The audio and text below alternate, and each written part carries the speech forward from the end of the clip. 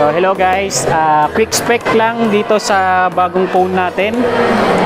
Yan, si Realme 13 Plus. Siyempre, unang-una, ang kagandahan niya is naka-Dimensity 7300 Energy, which is nakapokus siya mismo sa pang-gaming or sa mga high graphics, kaya niyang i-handle.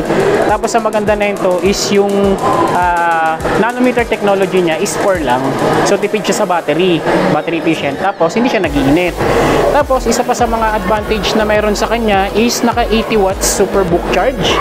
So, possible 44 minutes lang siya, makakapag fully charge ka na ng 100%. Doon halimbawa naman is nagmamadali ka or naglalaro ka, 10 minutes mo lang siyang i-charge, pwede ka na makapaglaro ng up to 3 hours na games. So, tuloy-tuloy. So, yun yung maganda sa kanya. Plus, isa sa mga nagustuhan ko dito, ito, si GT Mode.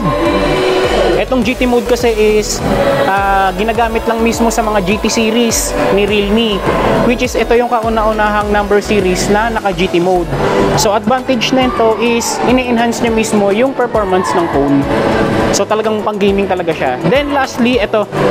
So mas matutuwa sila dito lalo sa mga gamers is naka vapor chamber cooling system. So all good. So kahit babad ka sa paglalaro, babad ka sa kung ano man yung ginagamit mo dito, or halimbawa nag-edit ka rin, nagbi-video editing, so hindi siya nag-iinit. So yun yung apat na meron sa kanya. Kumbaga parang apat na highlights na isa na makakatulong mismo doon sa unit kung ano yung advantage niya. So Sony Light 600 din yung ginamit sa camera. So kung halimbawa mahilig naman kayong mag-vlog, so hindi siya magpapatalo doon. So sobrang ganda ng quality. Android 14, latest yung Android version. Yun. Pakita mo yung camera, Arthur. Eto, pakita natin yung camera para mas makita niya. Ang kinis, ha? Yan. Tapos ito yung front camera. Di ba? Tapos syempre hindi mawawala yung function na meron sa kanya, yung dual video. Ayan. Yeah, pang-vlog. Pang-vlog. Perfect. Tapos kung familiar kayo sa DSLR, so nandyan rin siya yung Pro Mode. So nandyan yung exposure triangle na tinatawag, yung ISO, shutter speed, tsaka focus. At the same time, meron din siyang movie mode. Ayan. So real time mo siyang i-adjust. So yun yung isa sa mga hindi nawala kay Realme mismo. Ayan. Right. Tapos isa pa sa maganda dito yung sa video, 'di ba sa portrait mode, tawag dito sa mga camera yung portrait mode, pag magte-take ka ng picture, blurred yung background. Meron din dito sa video.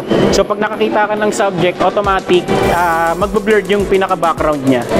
So yan, yung depth of field, ikaw lang mag-a-adjust. So yun yung isa rin sa mga advantage ng camera ng phone na to. Yan. Okay, ayos. Okay, before Yan. naman. Sige lang, ano ba? So ito pala, yung design.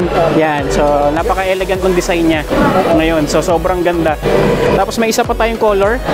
Ayan. May dark purple din tayo na available. So wala lang tayong pinaka-light unit, pero maganda rin yung dark purple niya. Bukod doon, may makukuha ka pang freebies. Yung freebies natin, ayan. Yun. Maso na yan. Yan, meron tayong... Oo. Oo nga, oh. Ba, may power bank, may... ba? Ano yun? Award yun. Eto, Buds T100, yan. Ano yung earbuds yun? Earbuds. Hindi siya wired. Bluetooth siya, Bluetooth. Okay. Tapos may ano pa tayo, Chance mo manalo. yes po, may chance ka pang manalo ng robot vacuum. Okay, oh. Yan. Okay, ah. Ayun, i-break ka dito sa start. So yun lang, sa mga gusto mag-avail ng unit ng Realme 13 Pro Plus, yan, naka 5G naman na. So visit lang kayo dito sa SM Tansa, Realme Concept Store. So, hanapin si RJ. Hanapin niyo lang ako, RJ. Ayan, bagong labas. 19,999. 19,999. Makukuha mo na yung pictures na isang high-end phone. Yes, so lahat, nandun na lahat. Kumbaga parang binalance niya na lahat.